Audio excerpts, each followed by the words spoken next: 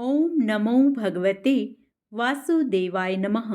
आप सभी का मेरे YouTube चैनल भक्ति सागर में पुनः स्वागत है।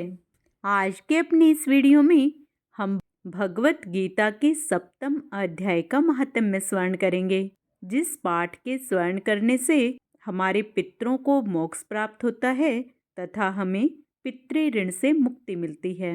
आज का अपना वीडियो शुरू करने से पहले आप सभी से विनम्र प्रार्थना है, यदि आप मेरे चैनल पर नए आए हैं और अभी तक मेरे चैनल को सब्सक्राइब नहीं किया है तो व्रत त्योहारों से संबंधित सभी जानकारियां प्राप्त करने के लिए, सभी व्रत कथाएं सुनने के लिए तथा पौष मास में प्रभु श्री कृष्ण की भक्ति से जुड़े रहने के लिए कृपया मेरे चैनल को सब्सक्राइब अवश्य करें।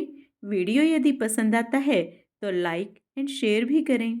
ज्ञान विज्ञान योग गीता का 7वां अध्याय है, जिसमें 30 श्लोक हैं। गीता का 7वां अध्याय पितृ मुक्ति और मोक्ष से जुड़ा हुआ है।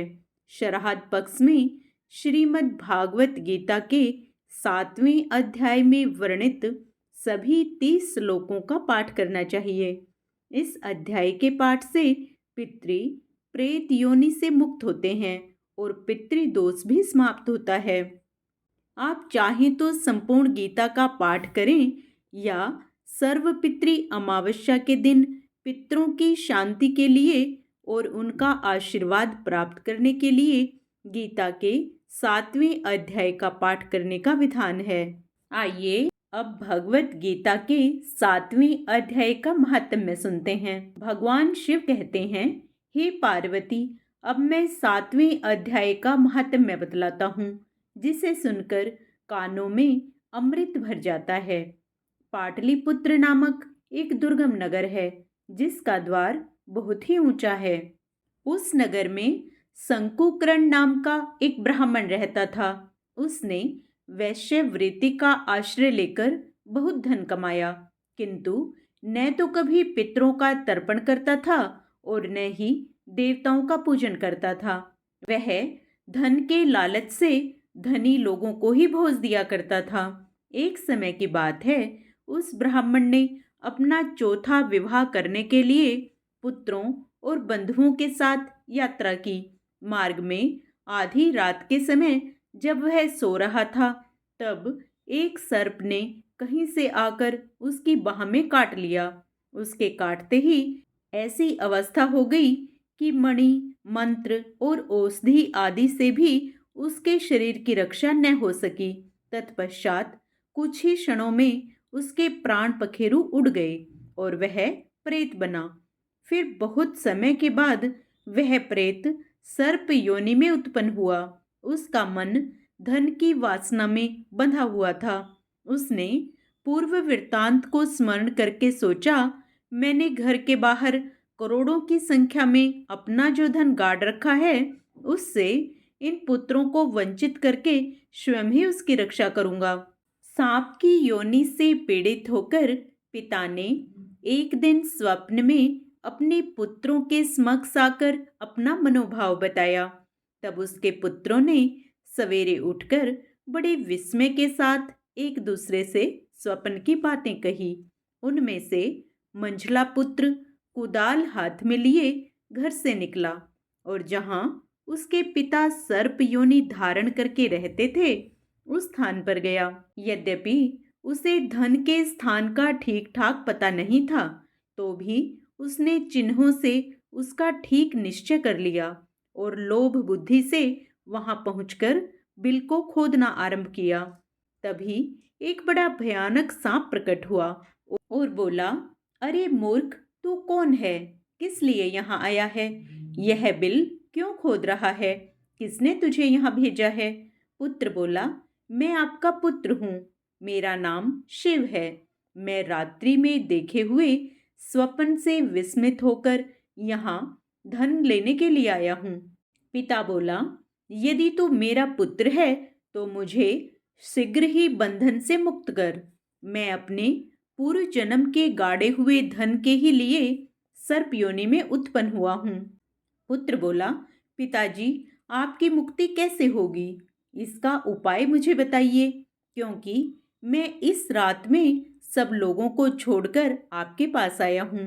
पिता बोला, बेटा, गीता के अमृत रूपी सप्तम अध्याय को छोड़कर मुझे मुक्त करने में तीर्थ, दान, तप और यज्ञ भी समर्थ नहीं है।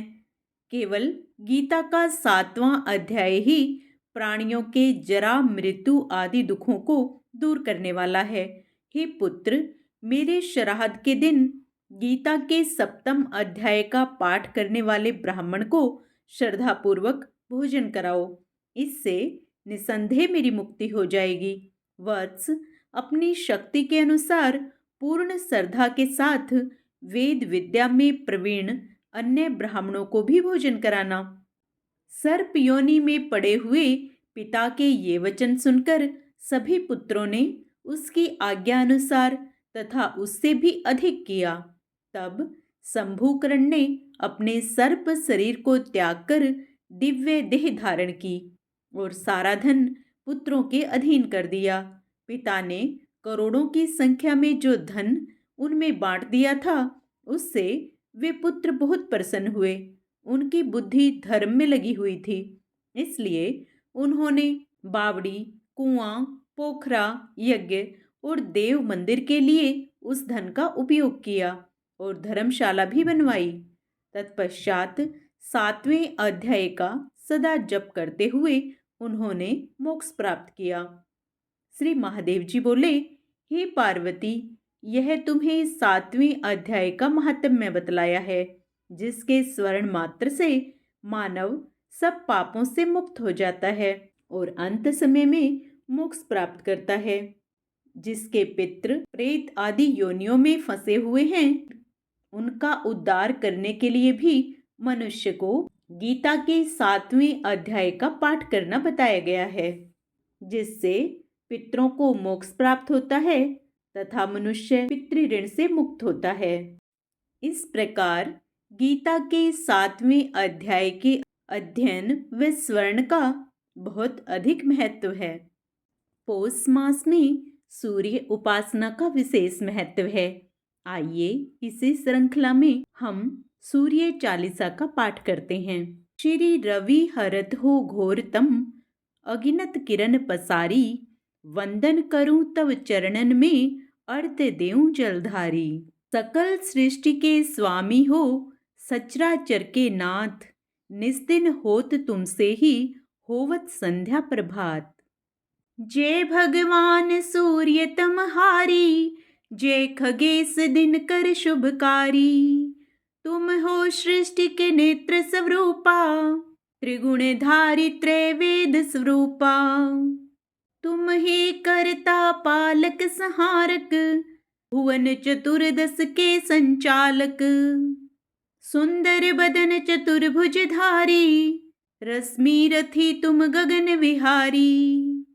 चक्र शंख और श्वेत कमल धर, वर मुद्रा सोहत चोटे कर।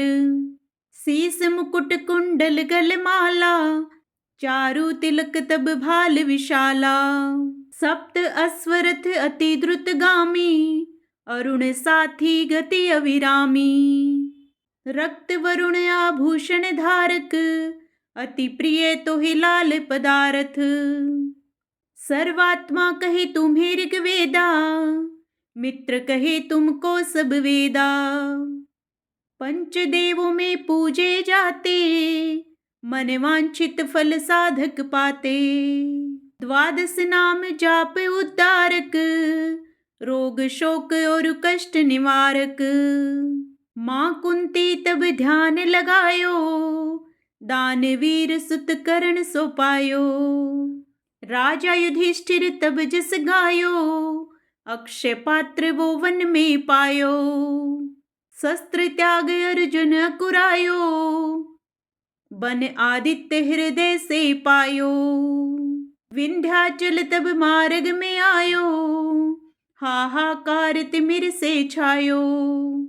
मुनि अगस्त्य गिरि गर्व मिटायो, निज तप बल से विंध्य नवायो। मुनि अगस्त्य तब महिमा गाई, सुमिर भय विजय रघुराई।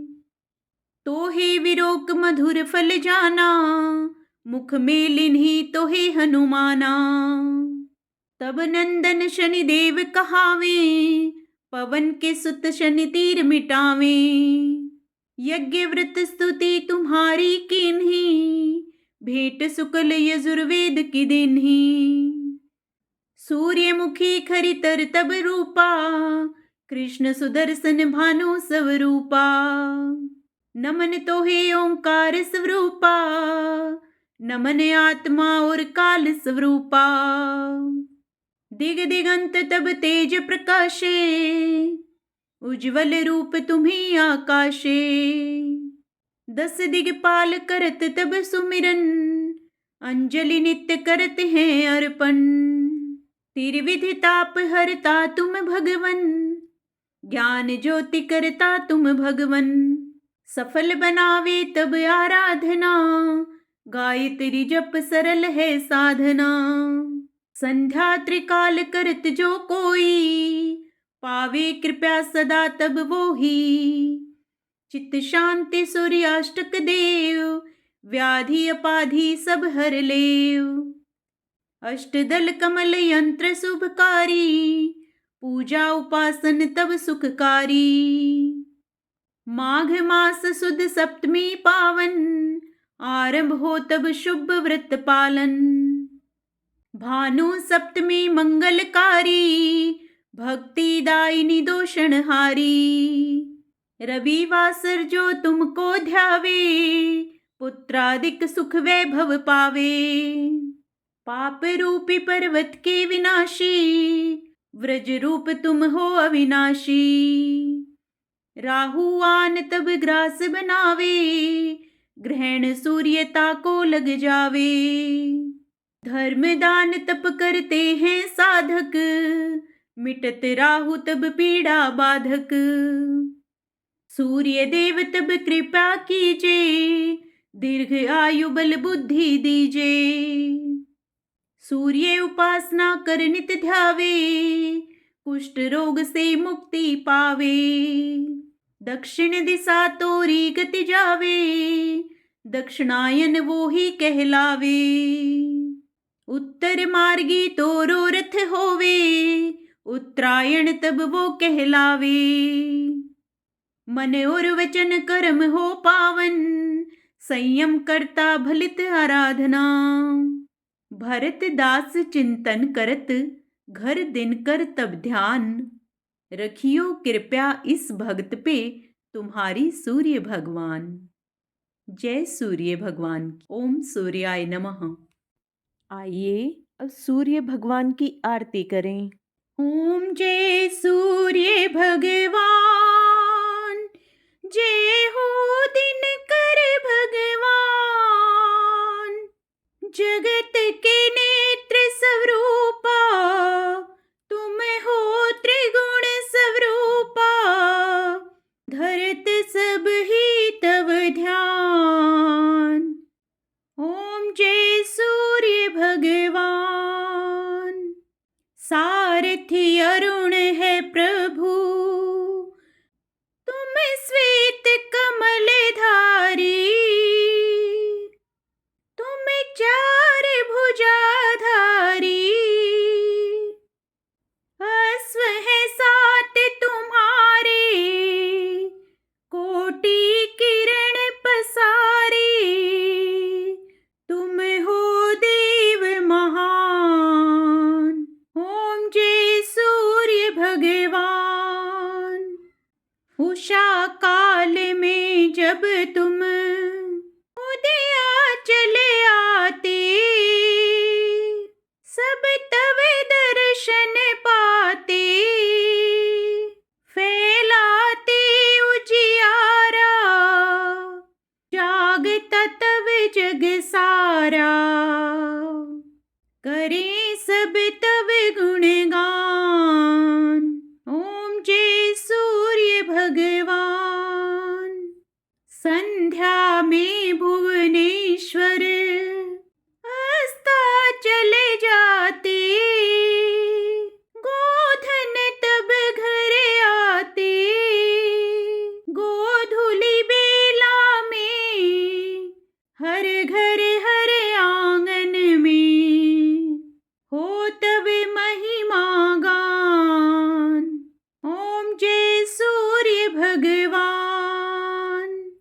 देव धनुज नर नारी, ऋषि मुनिवर भजते, आदित्य हृदय जपते, स्तोत्र ये मंगलकारी, इसकी है रचना न्यारी, दे नव जीवन दान।